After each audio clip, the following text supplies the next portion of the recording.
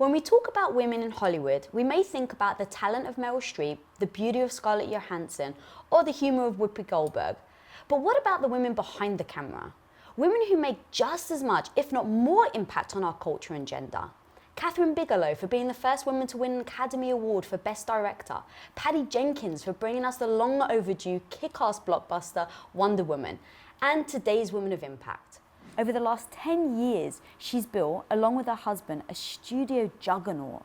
Co-founder and president, BRON Management and BRON Studios gave birth to the Academy Award-nominated movie Fences, starring Denzel Washington. Isn't It Romantic, starring Rebel Wilson, Liam Hemsworth and Priyanka Chopra. And All Rise, starring Jennifer Hudson. And that's just scraping the surface of their roster. But being a Hollywood badass is about as far from where she started as you can possibly imagine. Growing up in a predominantly white community in Canada, she felt like more of an outcast than Daniel LaRusso. But this introvert was not about to let her circumstances dictate her future. So she strapped up and took on the male-dominated industry, all while raising not one, not two, but 3 children. Now, as if that wasn't already trailblazing enough, BRON branched out again and launched the BRON Animation Group, a 20,000 square foot studio led by a strong team of creative, production, technical and financial talent with over 125 visual and technical artists. They were the creative geniuses behind the Willoughbys and Henchmen. Now with over 75 movies under her belt and offices worldwide, I think it's pretty safe to say this woman is kind of having a global impact. So please help me in welcoming the woman who pays it forward by supporting, empowering and mentoring women in creative roles. A woman whose mission it is to positively impact society by bringing more female-driven stories to the big screen. And a woman whose company motto, work hard, play hard, not only resulted in Academy Awards, but also resulted in Instagram posts of snowman competitions. One of the most incredibly humble powerhouses I've ever met, Brenda Gilbert. I'm Lisa Bilyeu and I went from housewife to co-founding the billion-dollar company Quest Nutrition and now president of Impact Theory. Our mission with this show is to empower you and all women to recognize you really can become the hero of your own life. Welcome to Women of Impact. Thank you. That was quite the introduction. Oh, girl. I honestly, so we've met before, so I was introduced to you. Someone said, oh, this is my boss, I want you to meet Brenda. Oh, Brenda, what do you do? You're like, oh, well, we have a studio. And then I come to find out in 2.5 hours of me talking to you by the end that you own BRON. And I was like, whoa, what? You were so humble and so authentic and so genuine that I was like, I have to get to know this woman and I have to have her on my show. So take me back to your child, you're in Canada, you feel like you're the odd one out. How do you go from that to building a media juggernaut? Wow, that's a huge question. Obviously, in terms of me as a child, I was bullied and discriminated against, but I always had my head in a book, and I always liked school, and so I always did well. And I also had a creative side to me. I also liked to draw, and I liked to sew, and those types of things. So I think that was my saving grace, is I always wanted to learn, and I didn't know exactly what I was going to be, but what I was maybe eventually going to become. I always had empathy for people. I always felt sorry for people. When I was about in grade 1, there was a grade 7-year-old who was kicking around 3 kittens. And I didn't realize at the time that I had the empathy and the kindness. I just did what I thought was right. And I went up to him and I said, stop. And he turned around and kicked me really hard in the back and called me a nigger and told me to go away. So I ran home, crying because I was in so much pain. And that still, I still did what I had to do. I still went to school the next day. I did, certain things. And my parents expected a lot of me.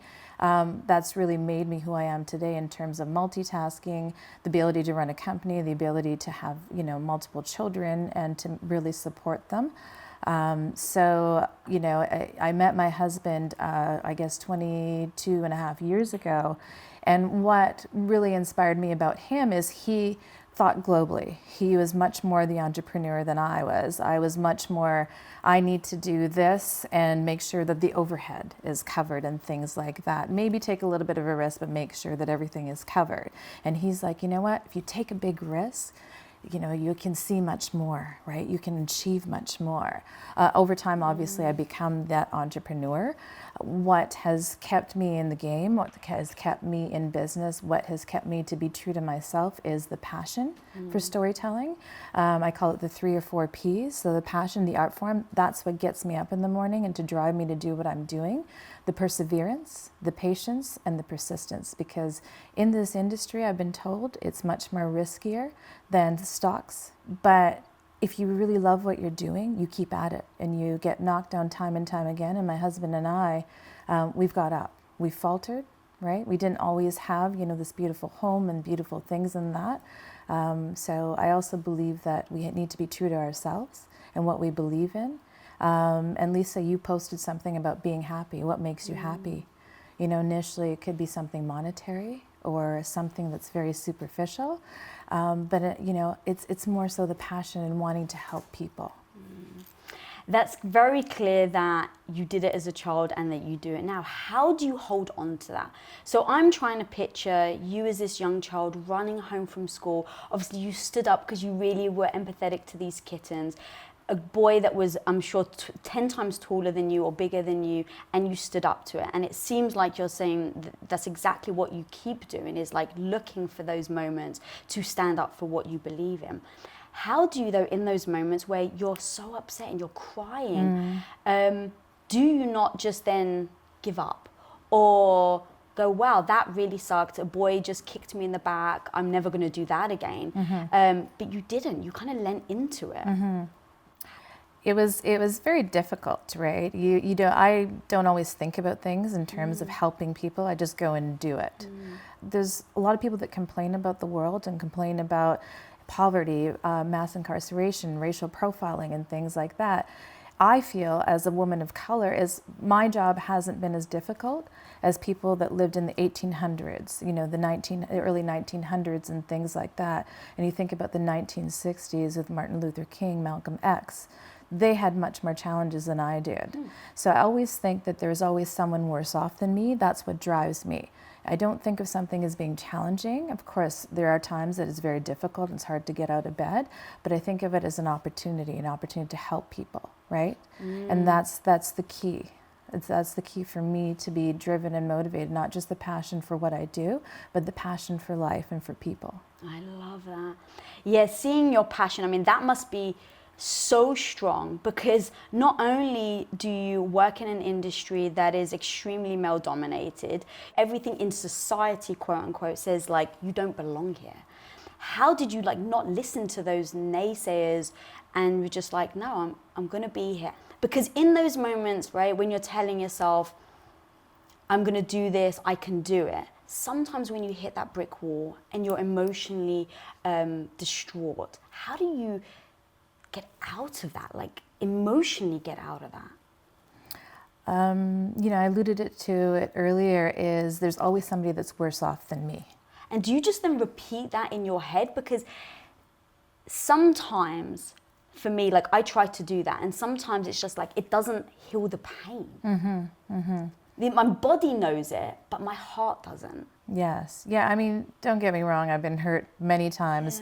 And in our industry, it's based on superficiality, and people don't necessarily do what they say.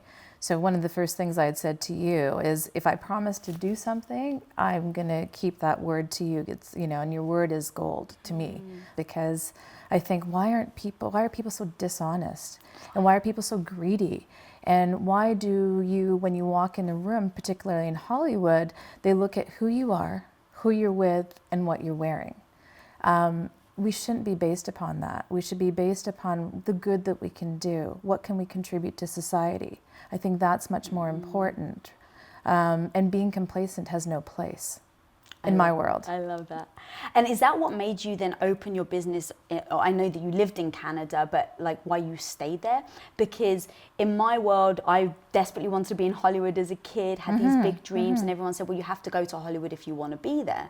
And, you know, everyone needs to conform, But you were like, no, I'm not going to conform, because I think even the people listening at home as well, we've all been told you need to conform to succeed, conform to it. How did you not? Again, no predictability. We just did it. For me, my house has to be a home. And that's my place of reprieve. And that's where, you know, when you are hurt and you have these, you know, things that happen that are very difficult, is making sure that you have that and you've established it wherever you are. For me, I grew up in Canada, so I feel safe there. And secure there, and I've built, you know, all these relationships and things like that there. So really surrounding myself with good people, and not to say that I don't have a lot of good friends and people that I consider family here in Los Angeles. It's not quite home just because the business is here. Yeah, but again, I love that you didn't just say, well, this is going to hold me back, because it clearly hasn't. And I think that that's really important for people to hear, that you don't have to conform to what other people are saying. It really is, you can build anything if you have the passion and drive that you do. So yeah, that's awesome. I love that. Well, let's talk about then your partnership with your husband. So people at home know that I also work with my husband. He's my business partner. I know it's not easy. How did you find it in getting into business with your husband in the first place? And what are the things you've had to navigate? Lisa, as you know, it's very difficult to be working with your husband. And key is saying working with your husband, regardless of having that strong male counterpart where people sort of think, you know, that person is the boss. When in reality, people don't understand that we're standing side by side, hand in hand, and doing a lot of things that, you know, we don't necessarily get credit for on screen and off screen. Which is fine. And over time, and it wasn't fine initially, I'll be honest with you. So what I've done is, first of all, is how have I become confident over time to deal with these types of things, is knowing my self-worth, right? Knowing what I'm good at. And if I'm not good at something and I don't understand something, it's okay to say that and seek out people that can complement, right? Complement you, and also help and fill in those holes, right, that you have or you feel not confident about, which is really important. And so having that confidence and working with your husband, and also just aligning yourself with really good people, even outside of your company, is very important. We also, my husband and I, because we have 3 children and a fur baby together, is that we had to learn how to work with each other. How do we work with each other? Well, we don't want to talk about work 24/7 because it can consume you, right? And so realizing, hey, this is time that we talk about work, and we have to actually ask each other. So sometimes we may be very excited at 9 p.m., midnight, and want to talk about something. The other person's saying, wait a minute, I've just had an 18-hour day. I don't want to talk about this anymore. The other thing is we both travel, right? So, and we try to meet up with each other when we're traveling and we're filming and things like that. So I think distance is a good time to really recuperate, to think about things, to also really appreciate one another and what we do, because we sometimes, you know, we cross paths and sometimes we don't. I think that also helps the relationship and being with the partner in life, partner in business. So yeah. There was a lot there that I want to dive into. So getting started, because everything you were saying, girl, it just resonated with me. So even now, people turn to Tom over me. And when it first started, it really did sting, because I'm like, well, hang on, I am an equal partner. I do bring just as much to the table. We bring different skill sets to the table, but it doesn't mean that one's more worthy than the other. And initially it really upset me. And then I had to kind of emotionally work through it by myself, and then turn to him and let him know that I was going through it, and then start implementing some emotional things so that in those moments they don't sting anymore, because it used to kind of catch my breath. Yes. Did you ever find that? Absolutely. What did you do in those moments? Had to go into my office and close the door. Have some time to myself and really think, is this something that it's worth getting angry about? Not reacting with emotionality in that moment, or if that happened with a person. And if it bothered me 2 hours afterwards or an hour afterwards, or if I got home, is do something about it. If I felt that I was being undermined, I would actually, depending on the mode of communication that was best suited for that particular instance, maybe send out an email and then do a follow-up and have a conversation, but always not with aggression, but with diplomacy and tact, right? And so really thinking about what I was saying and trying to be open to the other person's point of view. Why did they say that? Why did they react in that way? Did they not have the information? Right? So that's the other thing. Wow, that's really good way to handle it. What about with your husband? So if there's moments where you're making decisions and you guys don't agree, have you come up with like, how do you handle those situations? Because I mean, your companies are so huge. Yes. There's so many moving parts. Along those 20 years of building the company, was it often that you guys butt heads, or were you like, no, we actually didn't? We don't agree on a lot of things, and what I've learned over time is to take a step back and reflect. What does that mean? That means, okay, am I disagreeing because it's somebody's characteristic or personality that I don't like, or am I angry at the situation? But also saying to my husband, let's not talk about this right now, because I don't want to react, and I don't want to say something in the heat of the moment that could cause an argument that's so trivial that it can erupt, right? So I just don't want to do that either. So having, this has taken time. This is not just something that happened after year one or year two. You're still probably working on it. All the time still, right? Because the thing is we both feel strongly about a point of view, but also making sure that, is it valid? Like, why am I getting angry? Why am I getting emotional about this, right? And you and I both know is some of us are so intuitive, right? And we're just like, something just doesn't feel right. And there's no rhyme or reason to it. And funny enough, you'll find out a month down the road, a year down the road that, hey, your intuition was right. So always go with that. I love that. My husband actually just recently had an intuition or something, and I disagreed with him, and he was like, I've got an intuition, and I kept pushing back, and at the end he's like, who do you think has more credibility? And we use that word a lot now. Who has more credibility in that specific arena? Because we've got different skill sets. Right. And so I actually had to stop and go, wow, actually he has more credibility than I do. So even though he's getting an instinct that I'm not, and I fundamentally disagree with him, it was like, then I was able to go, okay, yeah, I'm going to follow you on this, because yes, you have more credibility in this arena. Right. But that for me is like that recognition, like what you said about the emotion. Yes. Because emotion can so take over. Absolutely. It can consume you, right? Yeah. Yeah. So as a female in this industry, what have you learned about leadership? To lead by example, Yeah. to lead with diplomacy and tact, to make sure we are able to collaborate with people. As a female, I feel that we've been undermined so many times, time and time again, and I feel we have to join hands. We're collaborators, we're friends, we're colleagues, we need to support each other, we need to provide each other with platforms and opportunities. That's what's really, really important, and just to seek each other out. And what's really interesting is when you put something out to the world, wanting to do something energetically and otherwise, those good people will come to you. It's very interesting when just having a conversation and you're just like, and you don't know why it happens. And after having a conversation like you and I did initially for 2.5 hours, we realized we had so much in common.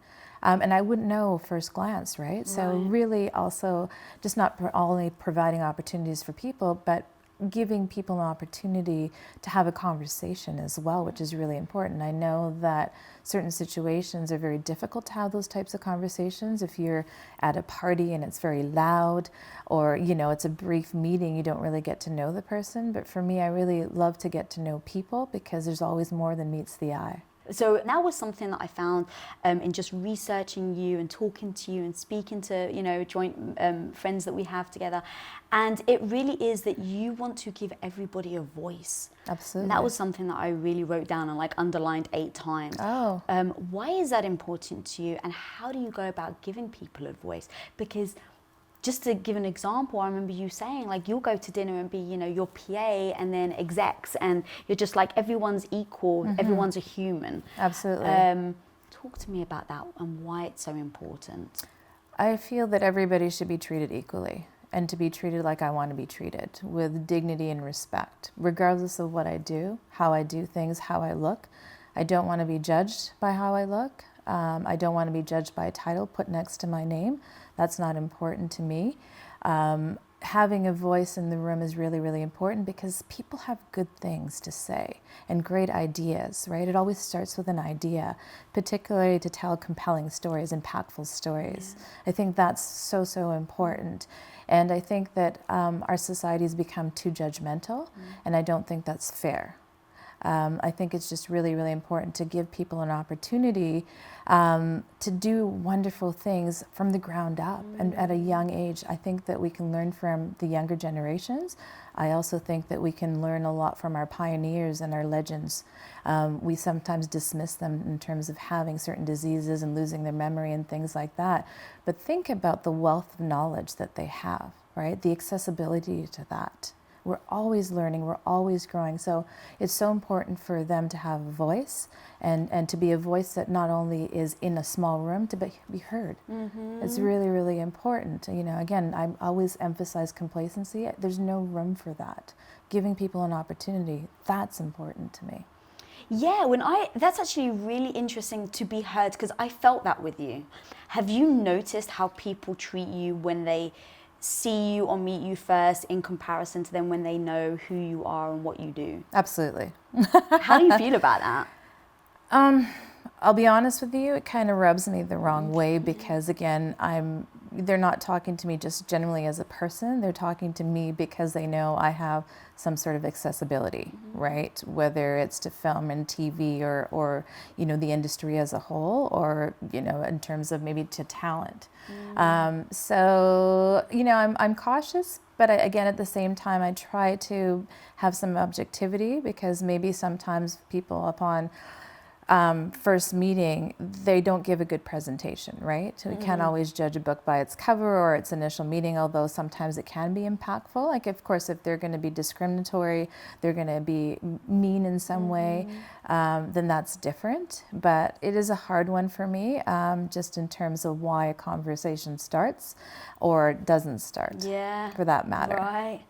I used to at Quest, sometimes I wouldn't tell people who I was. Yeah. And so I ran our media studio, but nobody knew that I was co-founder. And so we would get influencers and talent that would come in, and I would see how they would really act. So I was always on set, and they didn't realize. And so I would see firsthand, and there were people that were super genuine, like nice to everybody. And that's when I was like, they're the type of people I want to keep working with. Yes. Because, you know, in an industry like this, where you just don't know sometimes where you stand, or people aren't really who they say they are, it's so refreshing when you meet people that really are who they say they are, or who you think they are. Absolutely. And I think the driving force is just be true to yourself and what you believe in.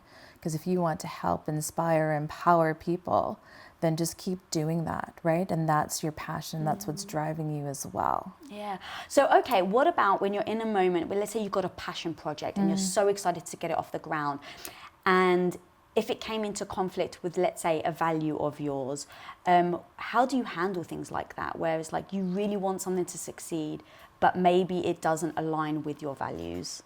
The value system is very, very important to me.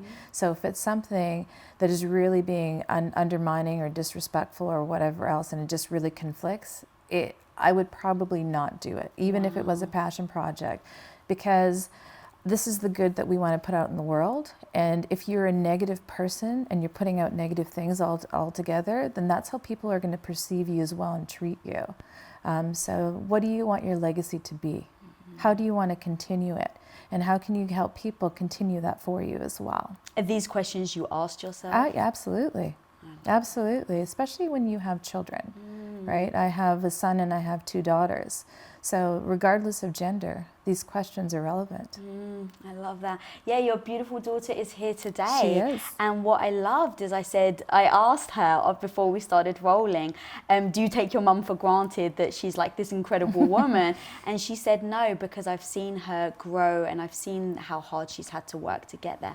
How important was that for you to show your children basically what hard work really means and dedication?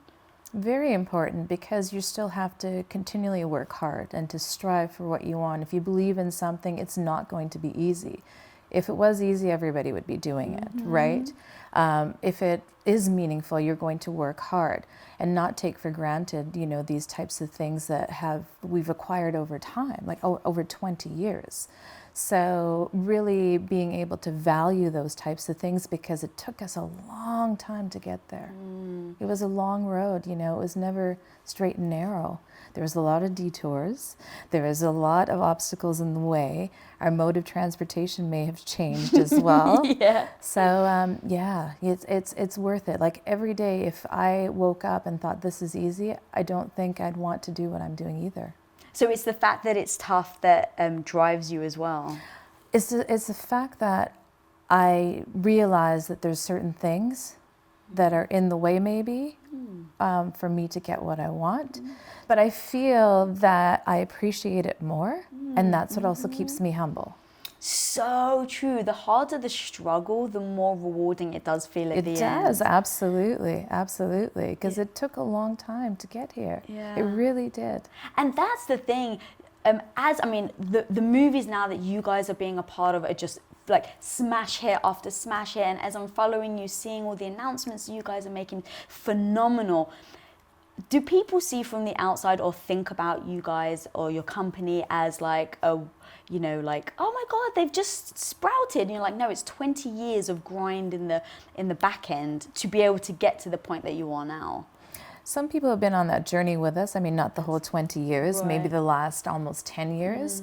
So they understand the struggle internally and sometimes externally just to get where we're at. But some people don't understand that and, you know, see the glam and the red carpets and things like that. And the premiere is very exciting because you're now in a room full of 1,200 people sometimes, and they're laughing at things that you didn't think were funny, or, you know, or appreciating some of the performances on screen. So yeah, it's been very interesting.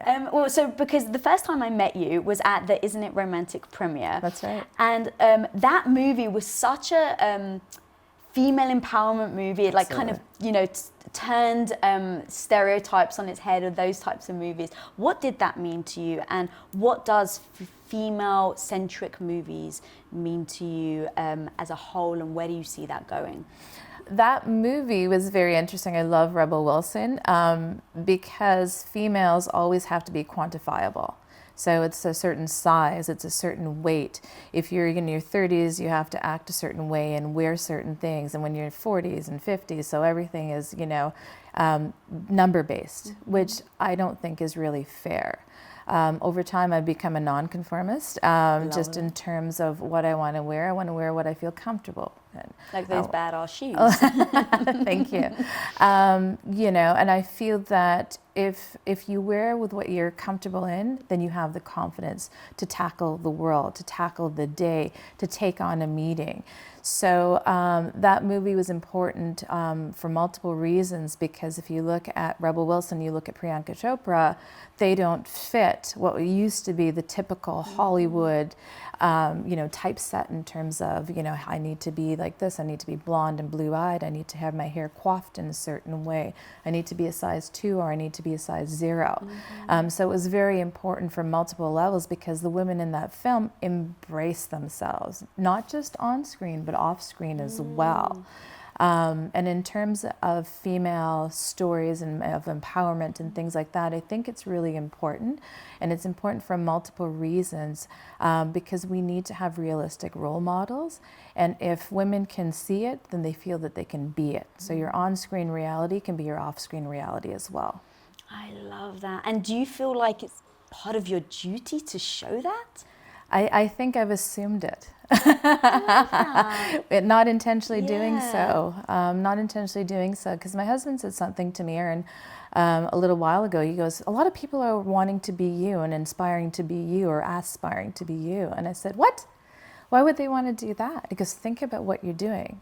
So I think I also have to take a reality check in terms of, okay, let's concentrate on what I am doing, what I have done, as opposed to what I don't have or what I haven't done. How powerful has that been for you? Really great. Really, really great, because somebody had pointed out that what I do in a month, most people don't do in a lifetime. Yeah. So I said, wow, that's interesting, because I've never seen it like that. I've always been very hard on myself. I always want more for everybody and for myself, like not materialistically, but more so is, how come I can't take on another project? How come I can't do this? Like I sit on the advisory council for 2 schools in Vancouver Film School and LaSalle College. I also work closely with Women in Animation. I'm the track chair for their mentoring initiative. And then I work with women in film and TV as well.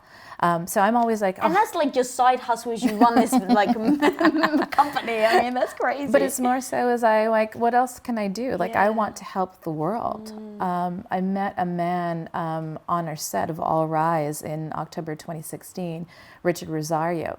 And when I was talking to you earlier about always concentrating not necessarily on, like everybody having a worse off day than you and being in a worse position, he was incarcerated for 20 years for a crime he did not commit.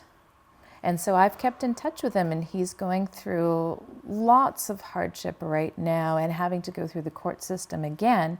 And he didn't commit the crime. He had multiple alibi witnesses to say he was in Florida and not in New York. So why I'm saying this is because I do want to help him as well. I want to help people that have struggles, that don't have accessibility to things. I want to help women and men. I want to help young people. I want to help the elderly. I want to help people that really need the help, and then I can make a good contribution in some way. Yeah, that's incredible.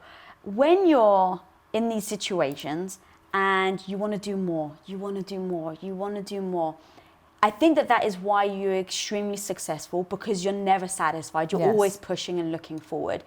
But do you find it hard to then be satisfied and just say, I'm content? Or do you like the word content?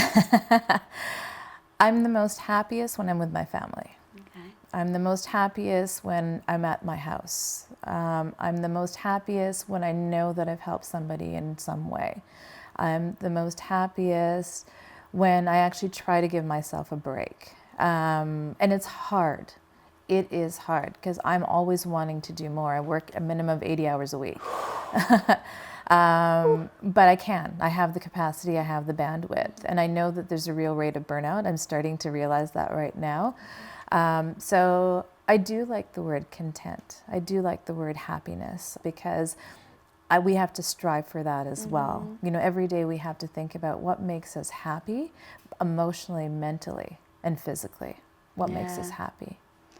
Yeah, I love the duality, because I get happy when I'm striving for something. But let's talk about burnout, because I've definitely been there. So how do you assess that, and then what do you do about it? I get to the point that I can't look at my computer. Really? And that's your this is when I know that I've burnt out? No, it's more so is how do I incorporate things that can really help with stress levels and our outlets for that stress. So going for a walk with my dog. Hanging out with my girls, my son as well. My daughter just took up the guitar, so singing old rock songs, which is a lot of fun. But that's a reprieve. It's getting away from work and concentrating on something that's much more fun, very meaningful. Those little instances, going on trips with my children. And so a lot of times they are work related. We infuse work in there, but just having those fun moments where we're just giggling, and giggling for no reason, right? And you create the space in order for you to do that. Try to. Sometimes it's not intentional. Sometimes my daughter will bring out the guitar, or play music or dance around. So having not just everything being work, because it can consume us, as you know, but finding those channels and finding those opportunities to have fun and be with family. I love that. How do you then find the time? So 3 children, working 80 hours a week? Like, how do you do that? And I don't just mean from a physical standpoint. I just mean from a emotional standpoint, from knowing that you're doing both is so incredible. But do you ever feel the guilt And I'm only saying it because I'm projecting. So I've always thought about, like, do I want children or not? And the biggest reason why I've said no is I know I'd be guilty. I'd feel guilty. Now, it doesn't mean that I couldn't overcome it, but I really think that about myself, that if I was at work, I'd feel guilty that I wasn't with my kids. And if I was with my kids, I'd feel guilty that I wasn't moving my business forward. How have you managed to do both? A few ways, actually, as I finally have an assistant who's in the room. And so having Sarah has been really great for me, just in terms of alleviating the stress and doing some of those, things that were really consuming my time as well. And not realizing, I'll be honest with you, Lisa, I never realized how much I was doing until I had an assistant, which is very interesting. Because you just went on autopilot? I just went on autopilot.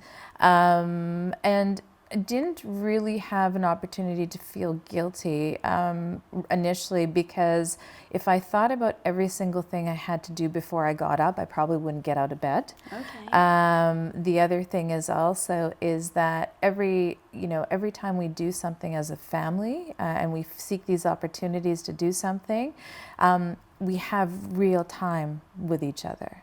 So at the dinner table, the cell phones go away. We have to have a conversation with each other. We shouldn't be distracted, right?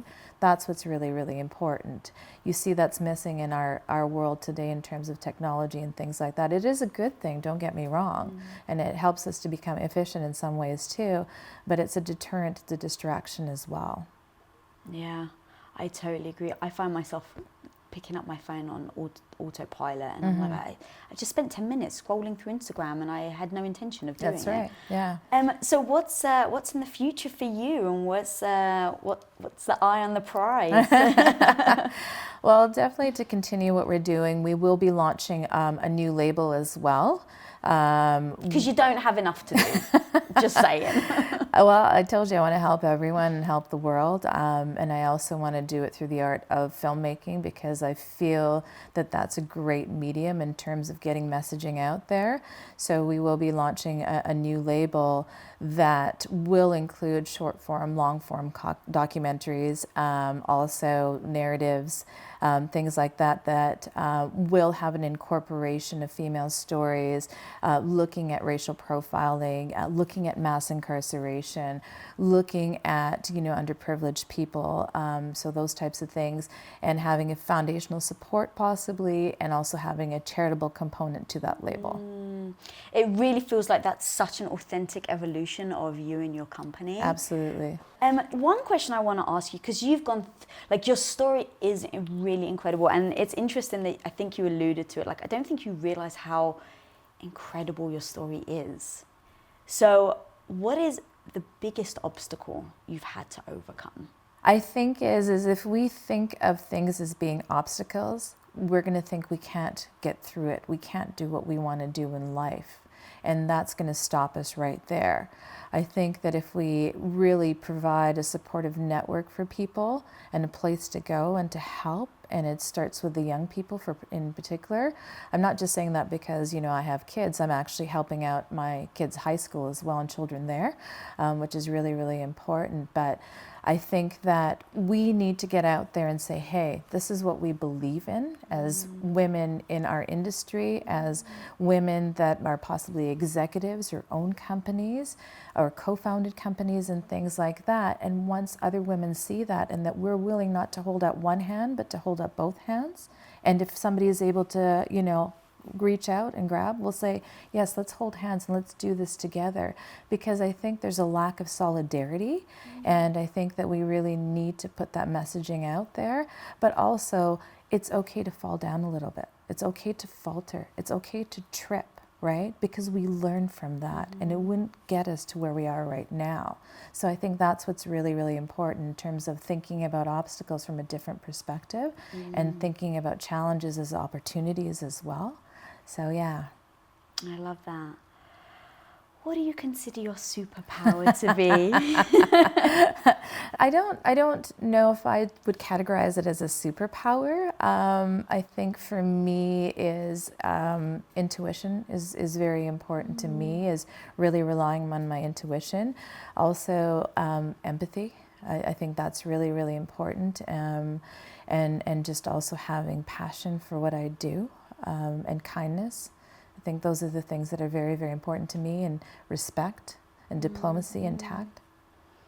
Amazing. Guys, this woman honestly is so mind-blowing. Like I said at the beginning of the interview, she's incredibly humble. And as you saw in this entire interview, the humbleness oozes out of every pore that she has. What she has achieved, to me, especially as that kid in London dreaming of being in Hollywood, is so mind-blowing. And as a woman of color, to be able to achieve what she has is so inspiring. I hope you guys were as impacted as I was. If you're not following me, follow me at Lisa Bilyeu. And if you're not subscribed, click that little subscribe button down there. And until next time, guys, go be the hero of your own life. Thank you. What up, guys? Lisa here. Thanks so much for watching this episode. And if you haven't already subscribed, click that little button right in front of you. Click, click, click away. We release episodes every Wednesday, so be sure to get notified. Till next time, go be the hero of your own life.